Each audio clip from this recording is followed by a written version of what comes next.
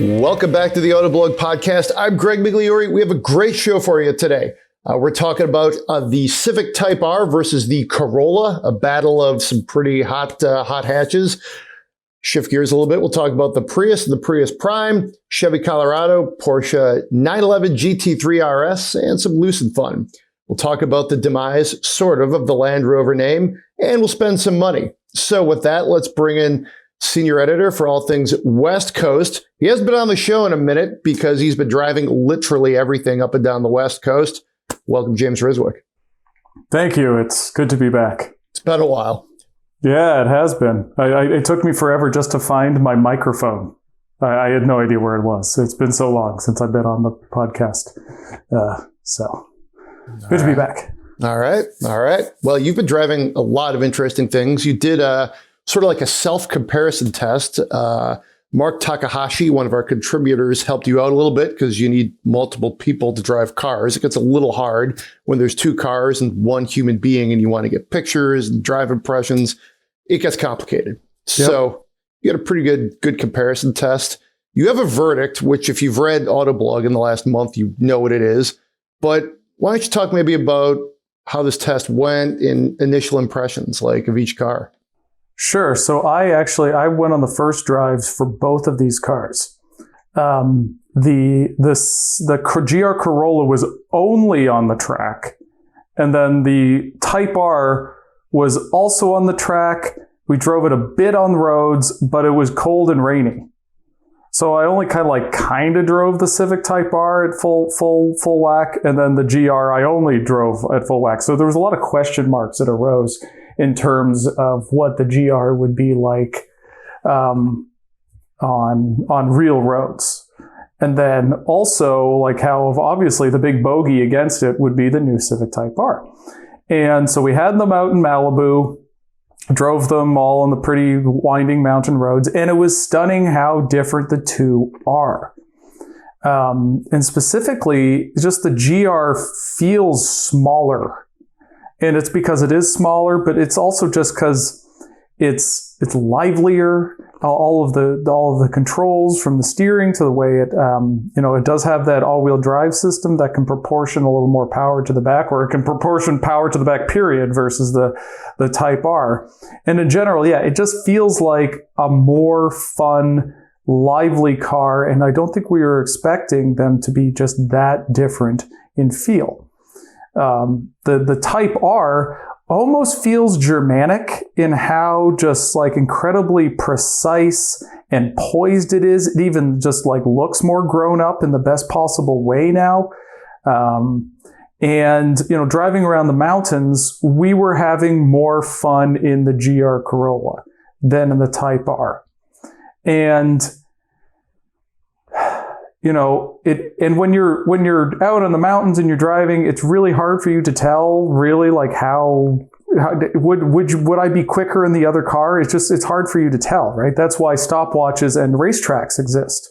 And if you see everybody else's comparisons or drives that include track elements, the Type R is winning. Like quite handedly, it's faster than the GR Corolla. But out in the real world, it's a little harder to tell, especially when a car there are certain cars, especially Germanic ones, where you are driving really fast and it seems easy because the car is so wildly capable. It's kind of like the GTI Golf R thing for so long. It's so wildly capable. It doesn't feel like you're going that fast, but oh yeah, you really are. That's kind of like that's what the Type R's thing is.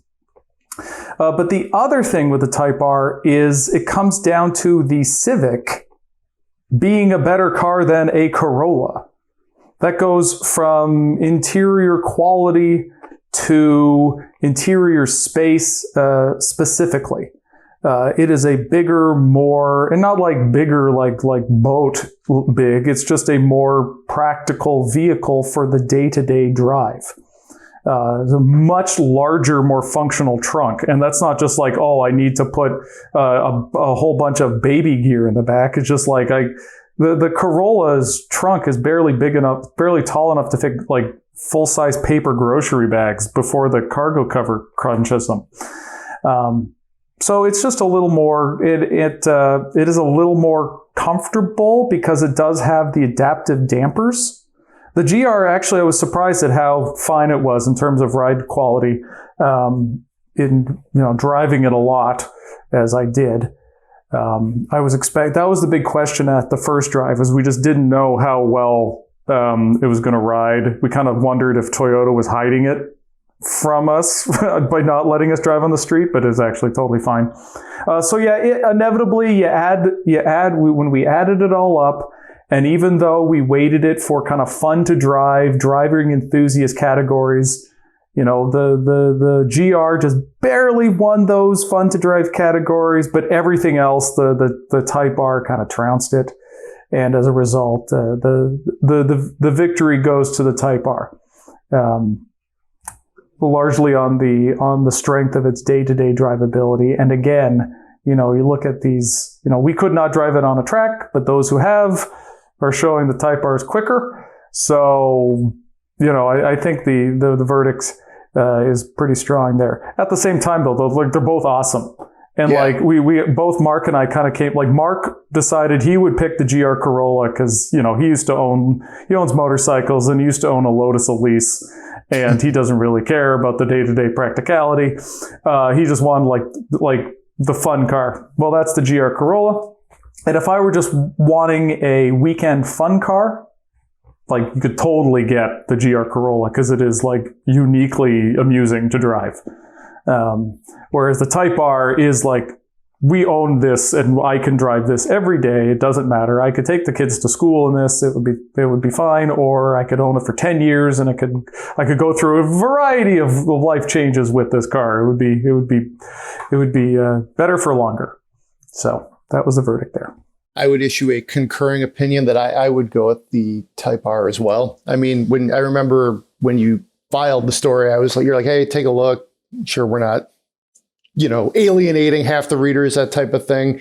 And I always like going over comparison tests in particular, just to see where people landed and how they, what they liked and didn't like. And I agree with you. I mean, I think Type R is the winner. And I think the Civic is just the better car. I don't really think there's any, those are the bones you're working with. It's really not, the Corolla maybe has 2 strikes against it already. Mm-hmm. Well, I mean, the other thing is, the all-wheel drive system on that car. I mean, it's interesting because the Type R feels like the ultimate Civic. So it's this ladder from a Civic Sport Touring, which is the hatchback with a manual transmission, sport tune suspension, is great. It is so good. And it's better equipped than an SI, that I would probably get the Sport Touring over the SI. It's just a little more, and it's just more tasteful, and I'd be fine paying less for that. But you do have this step up from Sport Touring to SI to Type R. There is a progression here.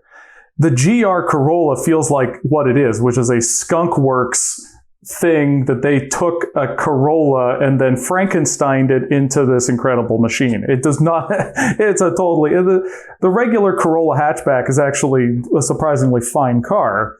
It's just, this is just way, way beyond it. It is a totally different creature. So they're very different in that. And because of that, it kind of feels a little more special.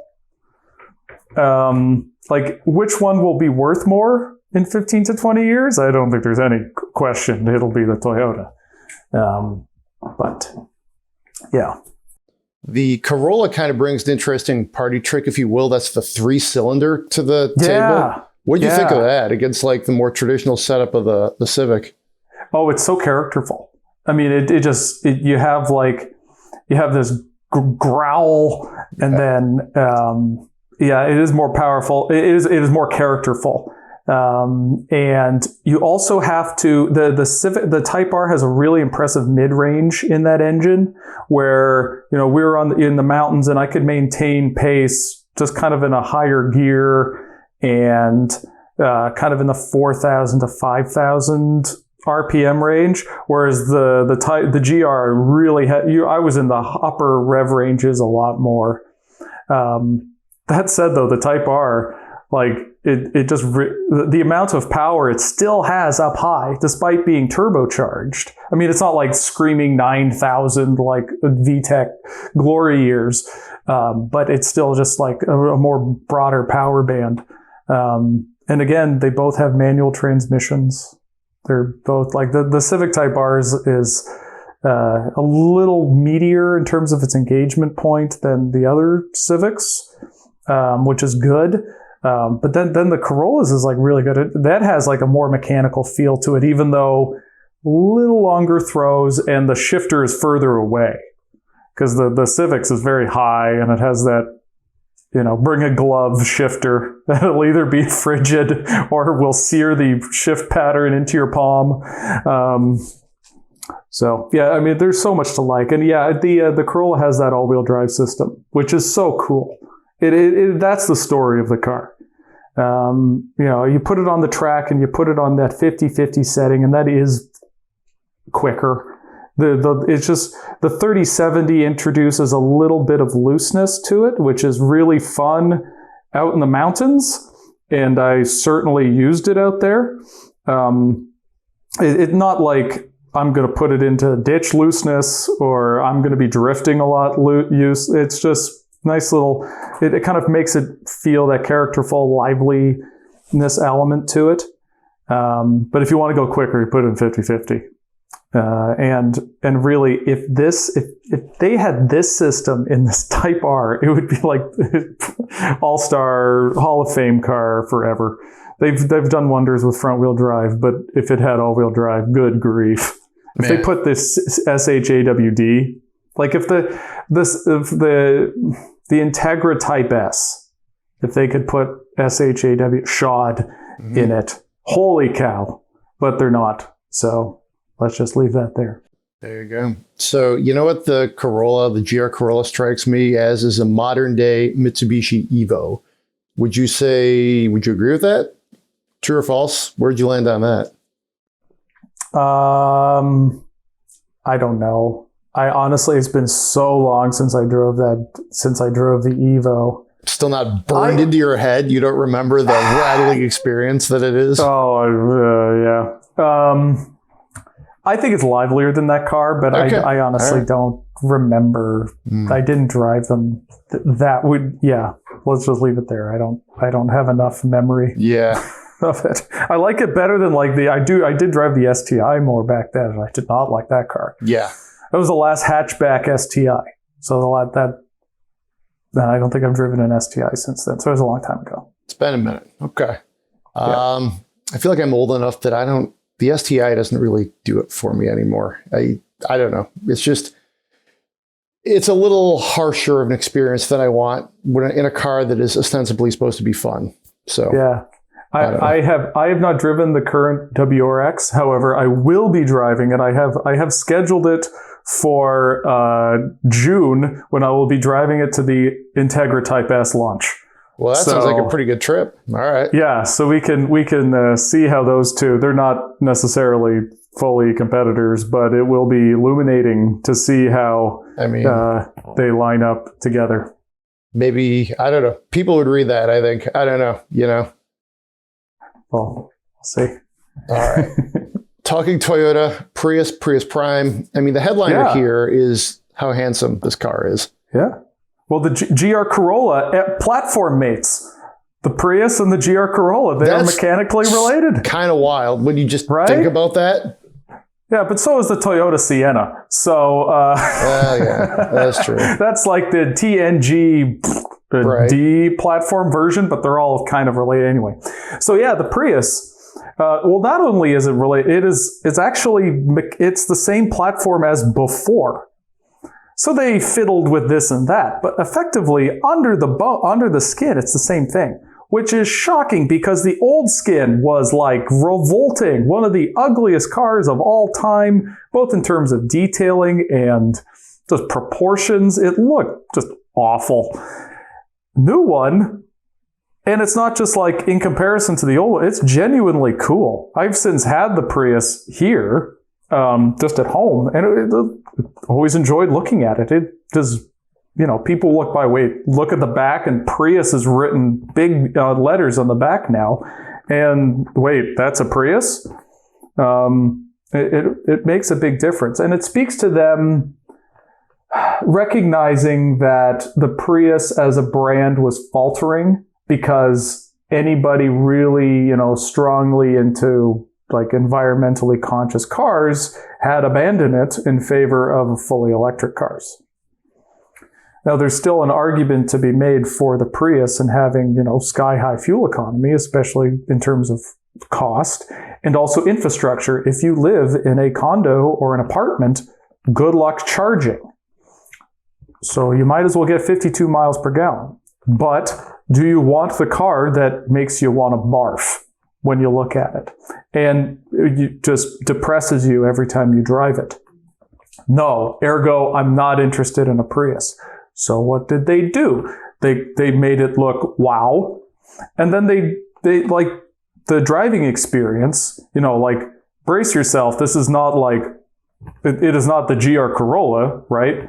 But it's no longer terrible. Like Toyota often isn't standard operating procedure to have the last generation on hand for you to check out, but they did on this launch to really drive home the fact of how bad the old one was. And the new one is so much better. That goes from in particular, just steering effort and precision was just ridiculous before, and now is just kind of normal. There's even a sport mode that I was happy. I drove in, and it's for me, but everyone else would be fine with the comfort mode.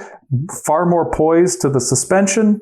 The hybrid powertrain. Now, this is a big development, not just for the Prius, but for all of the Toyota hybrids moving forward. Is that the electric motor stays on a little longer. And then the engagement when the engine kicks in is smoother and quieter. So before you'd get on the throttle and very quickly that engine would come on and you'd notice it's still kind of droney because it has that electronic CVT on it. But it's now smoother, and the electric power being greater early on is that much more appreciated. And this is something you will notice and will be rolling out as time goes on. The Corolla Cross Hybrid, which is the first Toyota hybrid after Prius, that has the same thing. It's a little louder for reasons that we don't need to get into, but nevertheless. So they've improved the hybrid powertrain. Its fuel economy is basically the same. So it didn't really make huge gains in fuel economy, but it is so much more powerful now. And to the point that 0 to 60 times in Priuses, right? Who cares? It's 3 seconds quicker. It goes from 9.8 seconds to 7.2, something like that, which is a gigantic gap, which is it's a gigantic improvement that everybody will notice. When you're accelerating onto the highway, you'll be able to get up there quicker, and it won't make as much noise. And then you have the Prius Prime. So that's the plug-in hybrid. That has 100 more horsepower than before. 100. Its 0 to 60 time went from 10.2 to 6.6. Holy cow. That's enormous. By any scale. And 6.6 is legitimately quick. Now, it's still, to do that, you can have a full battery for the electric range, but you whack the throttle to do that, the engine will kick in. Still pretty loud because it's a small, naturally aspirated engine, and it has that droning CVT of Toyotas, but nevertheless, you're going to get there quickly, and it makes a big difference. The other thing is its all-electric range has basically doubled from the 20 range into the 40 range, depending on trim level. It's 39 or 44. So you're going to be driving in electricity more. So that means it's that much more efficient, because the more electric range you have, specifically for plug-in hybrids, it's a big deal, because 22 versus 44 is a lot different than a full EV that's like 250 versus 270, right? Like that 20 miles doesn't make that much, but a plug-in hybrid, it does, because if you're only driving 35, let's say you drive 35 miles in a day. Well, in the old one, you would have been burning gas. The new one, you were not burning gas. Ergo, your fuel economy is like infinite, because rarely is that engine coming on unless you as I was saying before, give it full whack. So from a driving perspective, new Prius, so much better than before. And obviously it looks a lot better. So there's nothing not to like in terms of its improvement. And the other thing is, it doesn't really have many competitors anymore. Like there's the Accord hybrid. There's, within its house, the Toyota Camry hybrid. But those are bigger, quite different vehicles. And then there's the Kia Niro is probably the closest thing. But that is also a more practical SUV-like vehicle. I've tested it now, done my luggage test. It holds a lot more stuff and has a bigger back seat than the Prius. It's also a lot slower too.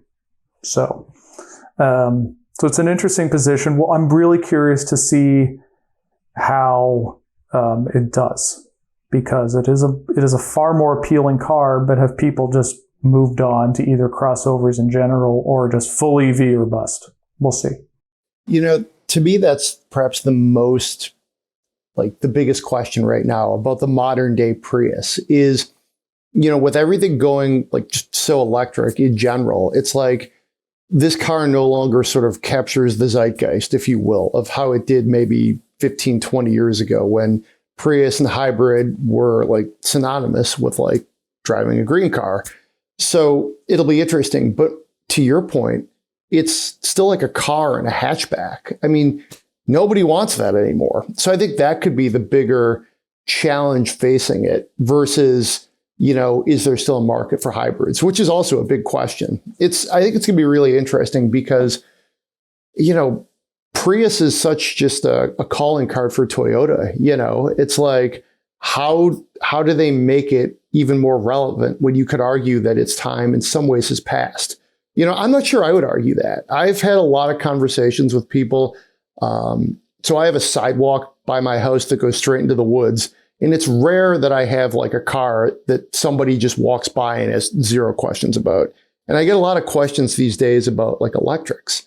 And, there's always some people that are like, no, electrics are wrong. And they're happy to tell you why. But there's a lot of people who are like very into electrics, but they just like their car. And they're like, well, I don't know. My car's only 4 years old. I don't think I'm ready to go get a full electric, or, I kind of like the idea of a hybrid. I'm sort of hedging my bets. It doesn't even have to be a political thing. It's just like people who might want to go electric at some point are still nervous about the infrastructure. And that's where maybe you do see like people come back to things like, their old friend, the Prius. So I don't know. We'll see. Mm-hmm. Yeah, it'll be, and it's interesting because like that is Toyota's going about a very pragmatic way. They're like, well, most people like, we're not fully on board with this EV thing for myriad reasons, but they're not fully on board because they do make the point like, well, if the goal is to cut CO2, you're doing it greatly by going with a hybrid. Because even like a Highlander hybrid, the difference in fuel economy between the hybrid and the regular is gigantic. Mm-hmm. So if you buy a hybrid, instead of trying to shell out however much money for some future, you're still saving a lot of gas and not putting as much CO2. So that's a victory, right? And that is a true thing. It's pragmatic. It's very sensible. So it's a sensible argument. But I think a lot of people will still be like, no, all or nothing. We're going to go EV. We don't want to hear that. We don't need to be the sensible one. And then at the same time, the Prius is a more emotional choice now. So while embracing the sensible argument, they are also making you want it for a more emotional reason. So it's an interesting thing they're doing. Definitely. No, it's funny you bring up like the Highlander. I had that conversation with 2 Highlander hybrid owners recently who were like totally open to electric cars, but this was easier. I could get one. I have this relatively long range. I don't have to think about filling it up like electrically, if you will. So, that's interesting, So, well, yeah, and their choices of full size, of large crossover electric, are rather small. Indeed. So let's go full electric here on the podcast, and we'll shift over to Lucid. You and I are among the only people on staff who have driven Lucids. For me, it's been a minute, but you've fairly recently driven one. This is just, to me, a very interesting car company. Their story is, it's got a lot going on. They've really played up the whole like mid-century modern design, and then their numbers are just, insane. I kind of wonder, what kind of staying power are they going to have? But I was definitely impressed with, the car I drove. This was not this fall, but last fall. But it seemed pretty well screwed together. I mean, aesthetically, it was great. It was quick. What did you think? I'd say, we could have devoted this entire podcast to the Lucid Air, honestly, because I've driven. So I had the Touring I can go into the differences, but the Touring's basically the mid-grade model. And so I drove that for maybe 5 days, and I brought it home, and I drove it more as a car. And then I went on the first drive launch, which uniquely, usually on a first drive, we go to some hotel somewhere and we have product presentations and an engineer and maybe a designer will be there, but only just maybe. For Lucid, I went to their headquarters in San Francisco, and I stood in their design studio, which is also shared with their engineering team. So I'm just in like Lucid Central, and just with the point being that I got to see a lot of the components that went into the car, and even could like compare it to what like the drive unit in the Lucid compared to what the drive unit is in like Ioniq 5 and EV6. The Ioniq 5 EV6, that Hyundai one, which is an impressive, we're all fans of that car. That thing looks like a small, like 1.4 liter internal combustion engine in size. Well, Lucid's tiny. Its motor looks like the size it looks like a toaster comparison. And because of that, it's just a wildly impressive piece of engineering, because although it's very small, it packs an immense amount of power, and it's efficient. So like, if you look at the numbers, at least, the Lucid Air produces like 800 to 1,000 horsepower and is as efficient as a Kia Niro EV. Like, it blows your mind what they were able to engineer out of this car. And that's why I could go on about this car, because there's so many really fascinating engineering details that went into this. Like, they just went to create kind of like a crown jewel. Like, let's fully embrace this from an engineering perspective. And then from a design perspective, they, much like a lot of EV makers, they were able to fully embrace the electric architecture. So they could, play with proportions. That smaller, tiny motor allows for a giant front trunk, as well as the big, weirdly shaped regular trunk. And that's why some electric cars do not have front trunks, because there's stuff, right? Electric cars still have stuff, including a drive motor and motor control unit. And if it's bigger, like in a Hyundai or a Kia, you have less space up front. So it all comes down to packaging. That's part of this. It's engineering whiz-bangery. Its batteries are really advanced, the way they can package them. And then, from a design perspective, this most recent event, we were talking to the head designer who was at Audi in their kind of like recent glory years. So like, let's say like 2008, when like the Audi A5, S5 came out, and that that A4, like those really just kind of, they couldn't really move on from them, that generation. As well as like when Mazda got sexy, like those thereafter. And he was talking about as like building a brand from scratch, like how do we invent a brand from scratch when we don't have any history? because all these brands are building from somewhere else. And he recognized that, most brands take something from where they are from. They even had like this mood board of like, what is German things, and very precise instruments and, German stuff. And then British cars, old Dens with wingback chairs and British racing green. And then, the Italians, passion and Gucci things. And okay, like we get that, right? So what are we going to do? We're going to do California because we are California. And so we're going to create our own mood board about what it means to be California. And that means, high tech, Silicon Valley. As you pointed out, it means like mid-century modern architecture. It means, to some extent, like the color palette of the car. So like trying to embrace that, which I think is very interesting from a design perspective and also creating a brand perspective. And it was almost like I kind of wish I could have recorded everything he said because it would have made a great podcast by itself. But there's just a lot about this car that's fascinating. And it's one of those where like if you don't mind someone coming up and asking, hey, what is that? And you enjoy talking about it. Because, hey, look what I have, and this is why it's really cool. It's not just like, hey, look at this fancy thing I own, but you actually like talking about why it's special. It's such a cool car to really do a deep dive on, because it's just interesting. Now, that said, like the week I came out with my review on the car, like they had some big recall, and, engineering a car and designing a car is a lot different than manufacturing one. And we definitely saw that with Tesla. We continue to see that with Tesla. So there are going to be teething things that you should expect.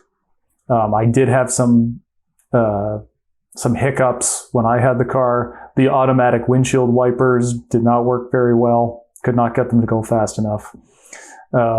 The going through a tunnel completely just freaked the car out. The infotainment system, so there's a lot of screens in it, but thankfully there is a bit of a firewall so that if the infotainment system crashes, like you can still move the steering wheel and mirrors and things. So that's smart. That's good.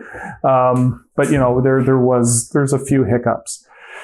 But there's hiccups in Teslas and people love them. There's hiccups in old Jaguars and people still love them. And there's hiccups in a lot of sometimes the cars you love the most are the ones that, have flaws are okay.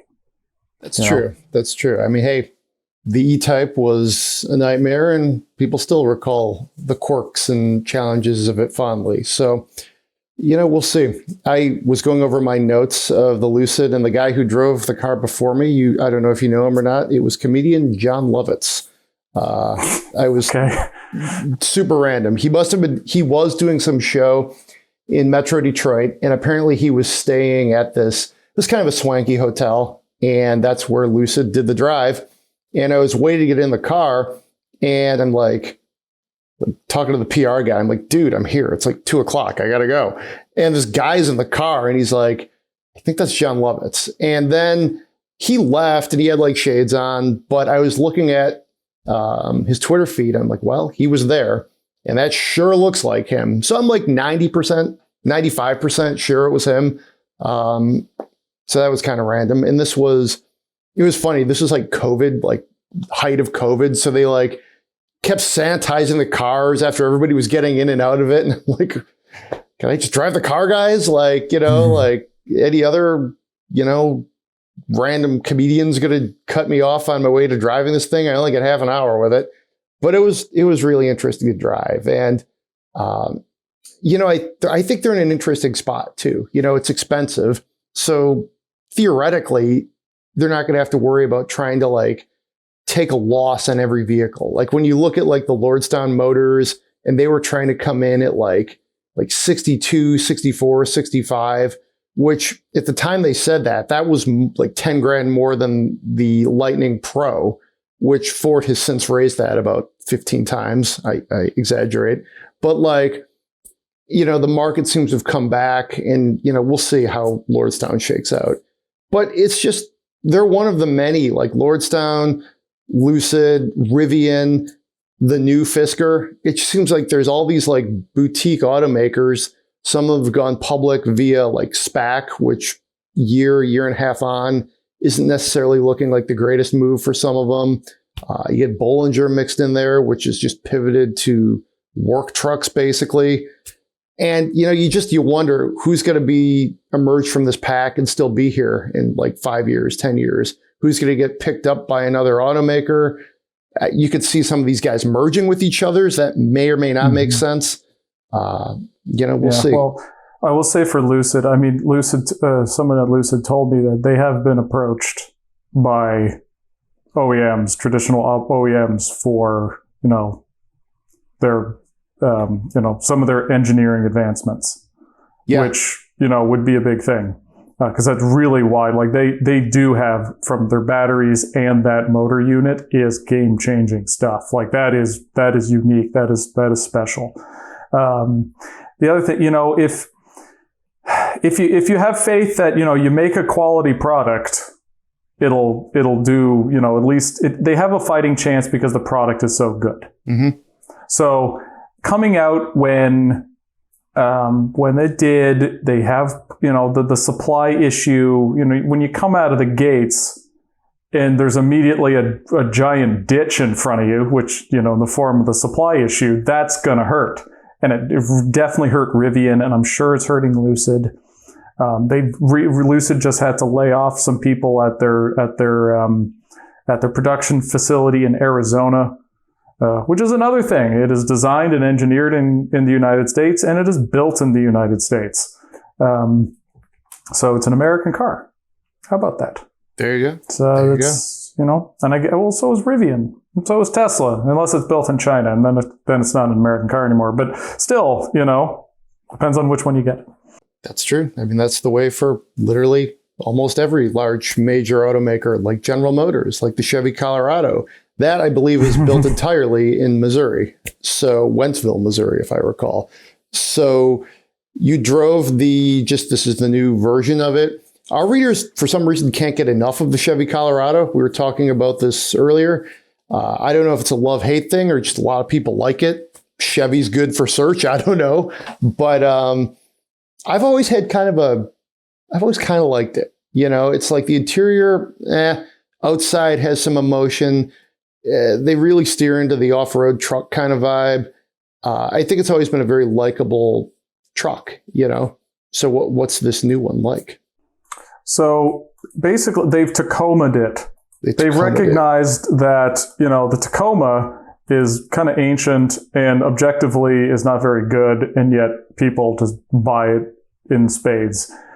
Largely because of the way it looks, I would argue, because of reputation, that's huge. Mm-hmm. Customer loyalty, reliability. Now that is something the Chevy Colorado will not have the same multi-generational, decades-long thing on their belt. That it has to cede that. But in terms of Tacoma has a vibe about it. You look at it, it has the off-road oriented ones. You see them with racks. And it is like an all-purpose, legit outdoor adventure vehicle. That's a big reason why people buy them. So Chevrolet that we can do that at least. So that's what they've tried to do, is to lean into that. There are multiple off-road versions. So there is, the base version, but then there's the work truck and the LT. But then there's the Trail Boss, and then the what am I thinking of? The Z71. Z71? Crap. Where is my? I'm looking. Z71. Thank you. Z71. Trail Boss. ZR2, Z71. Yeah, there's Z's in my brain. Okay, I don't know. Again, I went on a lot of first drives. This is digging out the ditch here. Okay, so it has the Trail Boss. It has Z71, and then it has the ZR2. The actual and then there's the Bice. There's something more coming. So they are leaning into this with multiple off-roading versions of this truck, which really shows that they are really aiming for that outdoor adventure kind of vibe, with this truck. We took it off-road. Of course, I didn't take something else off-road at the same time. So all I can say is we came back and the truck survived. But it would have been more capable than we found. It has the 2.7 liter 4-cylinder that is standard now on the Chevy Silverado. There are multiple power outputs for it, so it is only available with 2.7 liter inline 4s. However, the work truck and LT trim levels have 237 horsepower, 259 pound-feet of torque. And then there's the 2.7 quote Turbo Plus that has 310 horsepower and 390 pound-feet of torque. That's big news. And it makes a huge difference. And here's the fun little tidbit. So, they put the 4-cylinder turbo in the Silverado, and that raised a lot of eyebrows and like, oh, wow, they did this 4-cylinder in a full-size truck. That sure is weird. Well, the secret is that engine was actually designed for the Colorado. So vehicles take a long time to be in development. So they had intended this new 2.7, high output 4-cylinder engine to be intended for the Colorado. And it was effectively done before the truck it was destined for, but it could go into the new Silverado. So it was added to the Silverado very late in its development, but eventually did find its way even more improved into the eventual Colorado. So that's a bit of trivia for you. And it's a fine engine. And the Colorado, it's a good truck. I think it's definitely better than the Tacoma. I'd be curious. I think it's overall stronger than the Ranger. It does have more power. And, the interior is a big deal because that Ranger is working from a very old decade on Ford interior aesthetic that doesn't really do it any favors, and I don't think it looks as cool as the Colorado on the outside because it too is like it's aged. It has its frame and its underpinnings are far newer than the cab and body and interior on top, whereas the Colorado is a more fully realized new thing. So, yeah, it's very strong, all together. All right. Well, this is one I am very intrigued to drive. I think it's going to be a good year for cars, if you will. Just looking ahead, like I haven't been in the Prius yet. Colorado is definitely on the list of things I'm very intrigued to get into. Mid-sized trucks is something that always, it's just a segment in some ways I can't believe I'm saying has been so revitalized. I mean, 10 years ago, nobody, like the only two in it were Tacoma, and then GM had some very old, offerings that were on their way out. Then GM gets back into it. Ford brings the Ranger over here. Gladiator becomes a thing. It's like, let's party. Honda Ridgeline comes out. Just, it seems like if this is the truck for you, and really, this is the truck for you, for most people. They could do so much, and they're garageable, a little bit better on gas in a lot of situations. Unless you're truly using, your truck for your job, there's a good chance the midsize truck will take care of whatever you need to do just fine. So, yeah, let me clarify things that I was mixed up on earlier. So there are 3 trim level, off-road trim levels. There's the Trail Boss and then the Z71. More or less, they are the same thing mechanically. However, the Z71 has more equipment. So it's the more luxurious one, whereas the Trail Boss is based more in terms of equipment and interior materials on the work truck, whereas the Z71 is more akin to the LT, well-optioned LT. And then there's the ZR2. I did not get to drive that. Those will be in the future. That is the one with the fancy Multimatic spool valve shocks. It's the desert running one, the one that you can jump the gorge in. So that's coming. That does have the high output engine, which actually goes up to 430 pound-feet of torque. So there's actually 3 different output versions of that 2.7 liter turbo 4. So, yeah. All right. It's the difference in torque. The upper ones both have 310, but it's a difference in 390 versus 430. So just wanted to clarify. Yeah, there you go. Those are the facts. All right. We need for the podcast is we need graphics. We can put the graphics up there. Oh, wait, it's an audio product. We can't do that. But thinking aloud, this has a little bit of a sports center feel almost. High output engines, that's got to be the 911 GT3 RS that you were puttering around in. I imagine probably not. I think everybody loves a good, fast, high-powered Porsche. This one, I imagine, wasn't cheap. And what did you do with it? Well, I exclusively drove it at the Thermal Club in just outside of Palm Springs, which is basically the Thermal Club is a like a country club, but instead of a golf course, it's a racetrack.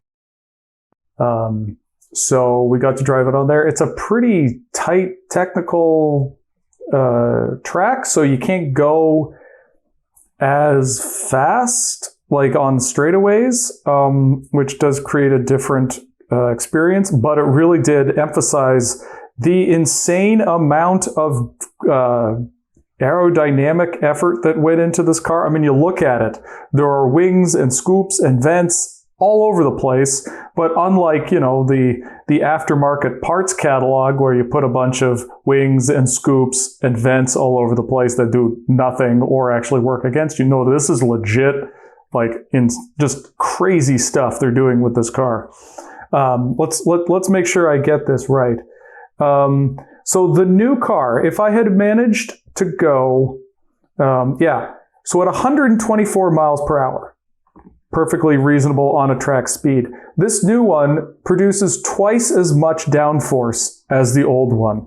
Twice as much. 895 pounds of downforce. Had we managed to go 177 miles per hour, it would have been producing 1,003 more pounds of downforce than the old GT3, which also had a great big wing and plenty of aerodynamic elements to it. They moved the bar so insanely high on this car. It's just mind-boggling.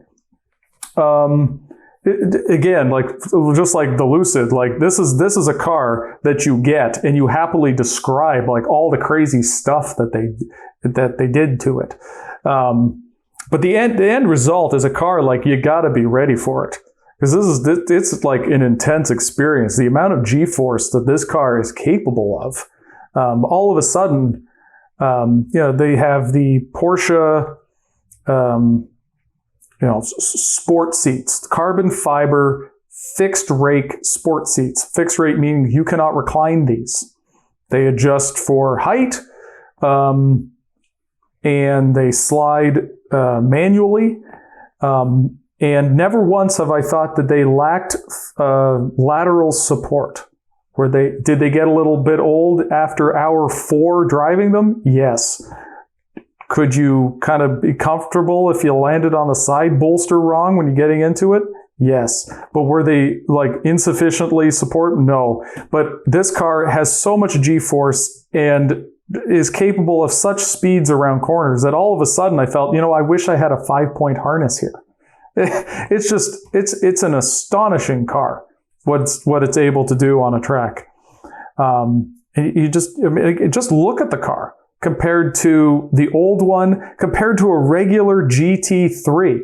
It makes the regular GT3 look like, I don't know, like a 911 it just blends into the background. You barely notice it. You can really tell the difference between them.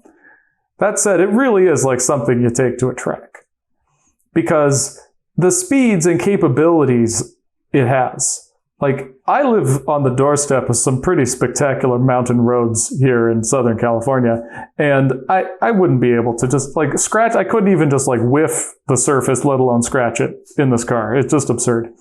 And with all the wings and the scoops and the cutaways and everything, if you if you pulled up to dinner driving that, I think people would go, what's this guy trying to prove? You know, it kind of has a look about it. So it's more like something you show up in the right crowd who knows, you know, what it is. Because although everything on it is incredibly purposeful, it could be construed as the exact opposite. And but on the upside, if you can afford one of these, you can definitely afford something else that is less get a load of this guy kind of thing. So, yeah, GT3 RS. Holy cow. What a vehicle. There's a lot to unpack when you just look at the pictures of this thing. I'm just curious. It's kind of a cliche to say what color, but what color did you have? It's just pretty wild configurations here. Well, there were 4 cars there, and we were rotating through them all. So if you look at our first drive, I would have driven multiple. I drove a yellow one, and I think there was some difference in them, but I've sadly now forgotten.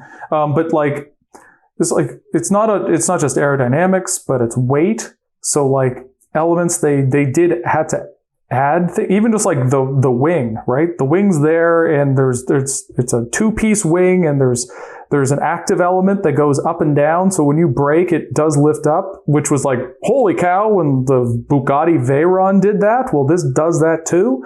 That adds weight. So they were in fact adding some weight, so they had to trim it back. That means that everything on the car is carbon fiber.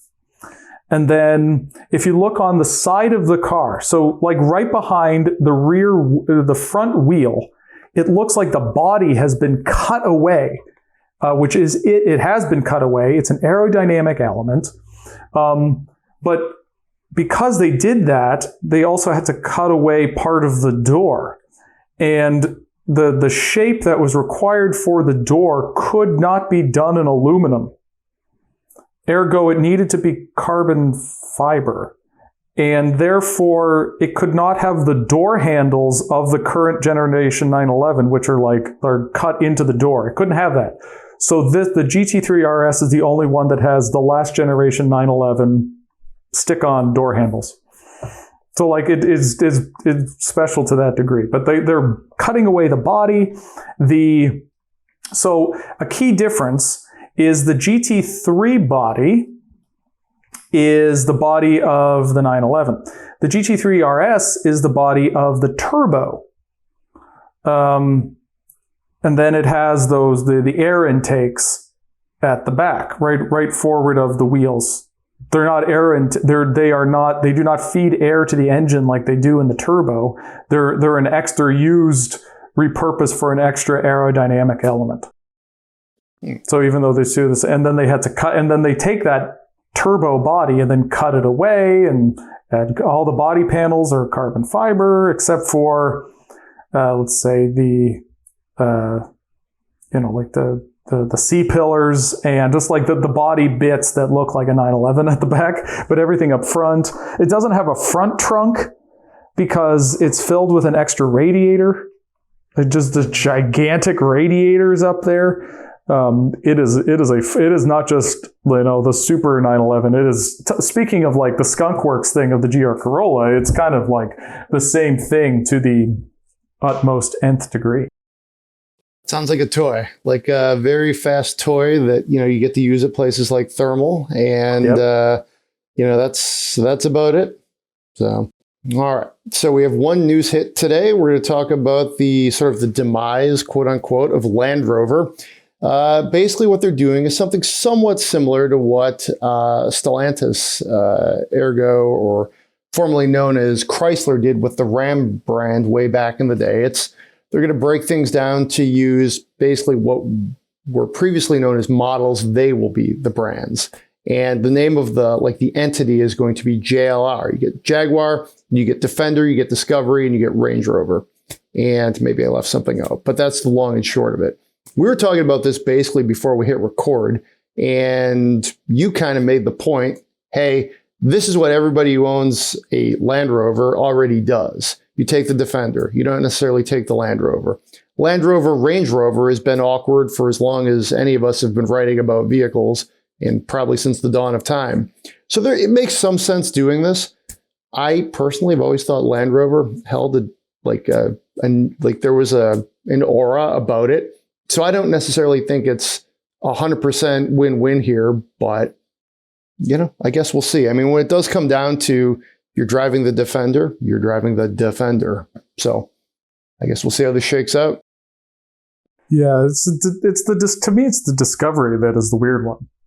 Because if I had a Discovery, I don't think I would be saying, I guess you could say I'm taking the Disco, right? Although to me, the Discovery of today seems odd.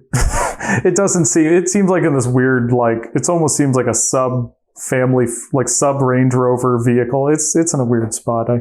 But either way, it'll be weird how this manifests itself. Because on the one hand, it's it's the way you talk about your car. It's the way you advertise it. It's the way you market it. That comes down, that's one thing where you can just say Range Rover. Just like as I brought up to you earlier, it's Corvette, right? No one says, what do you own? I own a Chevrolet Corvette. No one says that. They say it's a Corvette. And if it was advertised, they wouldn't say, they'd just say Corvette. And there's plenty of other examples of this throughout the automotive industry. But it's more like the semantic, we need to put everything into a clean, siloed category. We're it's the same thing that led to Land Rover, Range Rover in the first place. Well, whether you're looking at it on finding fuel economy on EPA.gov, or you're trying to find one near you on Autoblog.com, you need to select the make and you need to select the model, and you need to do that. If it's just known as share, effectively, what's the make? What's the model? What are you going to do? It's like when at least with Ram went from Dodge Ram, and then there was basically 1500, 2500, there was almost trim levels. Well, then we're not going to be Dodge anymore. The brand is Ram. So we're moving Ram to be a Dodge, and then the model is 1500. That was clean. But my question is, it's going to be the Discovery what? We know there's this Discovery Sport. What's the Discovery blank? Defender's clean. It has the Ram thing. It has Defender 90, Defender 110, Defender 130. Easy. What's Discovery? Range Rover. What's the regular Range Rover now? Right? We have this problem all the time. If I'm writing a review about a Range Rover and I'm this feature is also found in the Range Rover Sport versus X in the Range Rover period. Original OG Range Rover, original Range Rover, but that's another thing, right? This is the problem. It's this weird thing of semantics that's possibly only a problem for people who write about them and are forming databases of that to make them fit into their own little silos, and isn't. If I'm working in marketing and advertising for Land Rover and I think this is the smart thing to go to build our brands, I don't care. That's for Autoblog and the EPA to worry about when they're on their website. Who cares? I'm a little surprised as I read a little more into this, how they apparently are going to come up with separate showrooms. Now, I don't know what that means. Does that mean down the hall is the Defender, and then you got the Discovery over here, and then the Range Rover, and then maybe a Jaguar in a different showroom? Or are they talking about different dealerships? Because I don't know where they're going to get the money to start funding dealerships. As General Motors, Ford, and to a lesser extent Toyota and Nissan will tell you, more dealers with more overhead and floor plan cost is not the way you're going to put yourself into a good place, and more marketing spending. So that was kind of a weird caveat I've discovered. We'll see. Discovered. I think the big thing is I'm interested in Discovery. Okay. Because now, what was the Discovery before? It was a big, boxy, family-friendly thing you could take off-road. Okay, cool. What's the Defender 130? It's a big, boxy, family-friendly thing you could take off-road. Yeah. That is cooler than the old Discovery. What's the Discovery today? Well, they made it look like a Range Rover, but didn't put the full Range Rover interior in it. And it is definitely not boxy, and it doesn't look like the off-road, like people want the off-road vibe. Around here, I live in an area where there are so many Raptors and TRXs and Broncos and G-Wagons and things that definitely are intended for that vibe. That will never go off-road, by the way, but still, they're intended for that vibe. That is not the Discovery's vibe. It used to be it, but not anymore. Look at the used values of old, sorry, I'm saying Discovery, I mean LR4 in terms of the old one, right? But look at used car values for LR4s. And then look for the used car values of Discovery. And the gap is closer than you would expect given the years that you're looking at. So the market would say that people want Discoveries to be more like they used to be. Yeah, I think I would agree with that. And two, I think that's probably what other people think too. I mean, so then what is Discovery? You got Range Rover. That's the thing. Very easy to know what that is. What's Defender? We can see that. What's Discovery?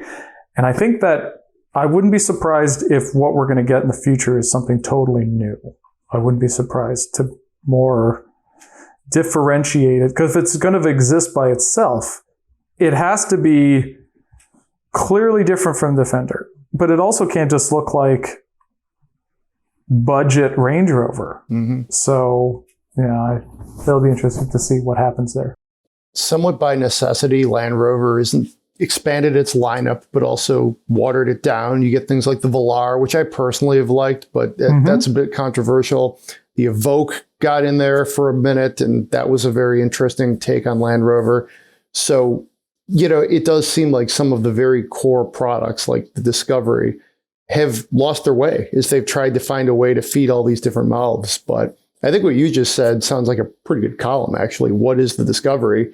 Pour yourself a Macallan's Scotch and start writing. I don't know. I'd read that. Should we spend some money? Sure. This is a weird one. If you are looking to get in on and spend your money, that's podcast@autoblog.com. Every now and then we'll dip over into the R cars space because you get some different questions. That also means we're kind of out of questions. So if you've got one, spend my money or a mailbag thing, please. That's podcast@autoblog.com. But this is interesting. From the R Cars thread on Reddit, a user writes, I'm looking to buy a 2023 Corolla Hybrid XLE versus the 23 Acura Integra A-Spec. Corolla is the hybrid, of course, but the Acura feels more luxurious with a red interior and overall luxurious feel. Looking for advice on which one I should buy. I could get either for apparently the same price. So, to me, you're looking at different parts of the market here, but I will cross pass this over to you. What do you think? It's weird.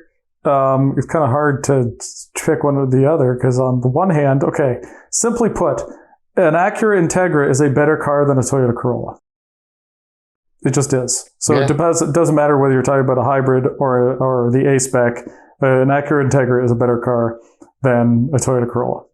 And it is more luxurious inside. You can indeed get a red interior.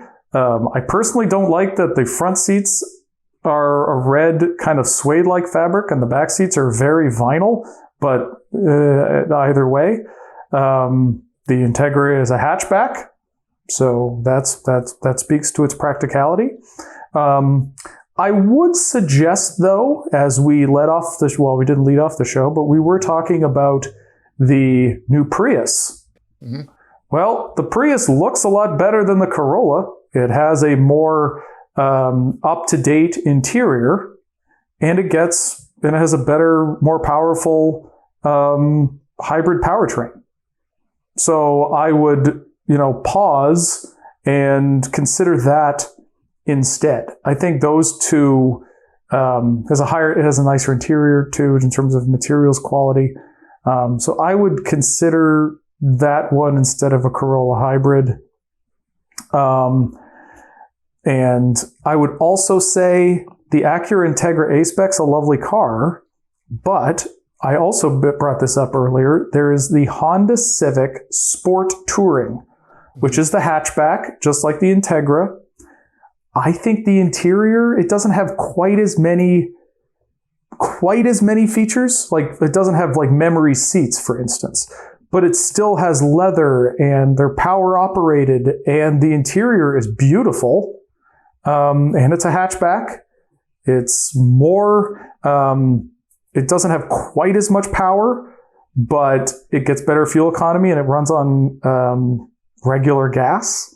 So it's going to be cheaper to fill. So I suppose ultimately my answer is neither. You should instead look at a Prius and a Civic Sport Touring, because that's one of my favorite cars. I really like that. I would buy that instead of an Integra personally. I would save money and get one of those. You can't get it with a red interior though. That is you cannot do that. That is one thing I will concede. I think I would go with the Mazda 3. If you're looking for something that's fun to drive, somewhat fuel efficient, I mean, I like that car. Yeah. But if you're like hell-bent on this or that, I guess I would pick the Integra. Yeah, I mean, like I said, I would do that too. I'm curious about the prices here. I mean, like, just looking at the websites, the Integra starts at 31 and the Corolla Hybrid's like 24. So I'm curious how that delta is bridged, if you will. Maybe, I don't know, the user, the writer must be speccing them out in certain ways, which is, entirely possible. Maybe some dealer markups. I don't know. Dealer markup of hybrids, maybe. Yeah. So in which case, like, look at that Civic. Seriously, like, its fuel economy is exceptional, and you could be saving some, pretty good money on that, because it gets, very good fuel economy and regular gas. And it'll be better to drive than the Corolla, that's for sure. We've already talked about Civic versus Corolla, and a lot of those same points will carry over. Yeah, it's interesting that the writer's going from Corolla not to like Civic, but straight up to Integra. It's skipping something in between, and that's fine. Yeah, but people, that's the thing. People do that. People consider different things, like pros and cons. It's not just like I want a mid-size family sedan. Mm-hmm. Well, they could also want like factors of what they end up looking at. Like it's not just we're going to look in these very strict silos of vehicle segments. No, you're looking at attributes, and attributes could be just like weighing the pros and cons of like, it would be nice if we had like something that could have, like a functional roof rack, but then we want really good fuel economy, but we need something for the dog. Like, there can just be any number of things that you're just like, okay, we'll sacrifice the roof rack, but we'll get this. And then you end up with like weird mix matches of things. And then, personal preference comes in. Well, like, I sure like the way that looks. To hell with all the practical things. Yeah.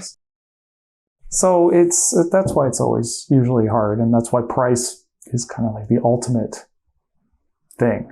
Yeah. Because if you can't afford it, then game over. All right. Game over and podcast over. If you enjoy the show, please leave us 5 stars on Apple Podcasts, Spotify, wherever you get the show. If you enjoy the show, again, please send us your Spend My Monies as well, whether you like it or not. We'd love to spend your money. Be safe out there, and we will see you next week.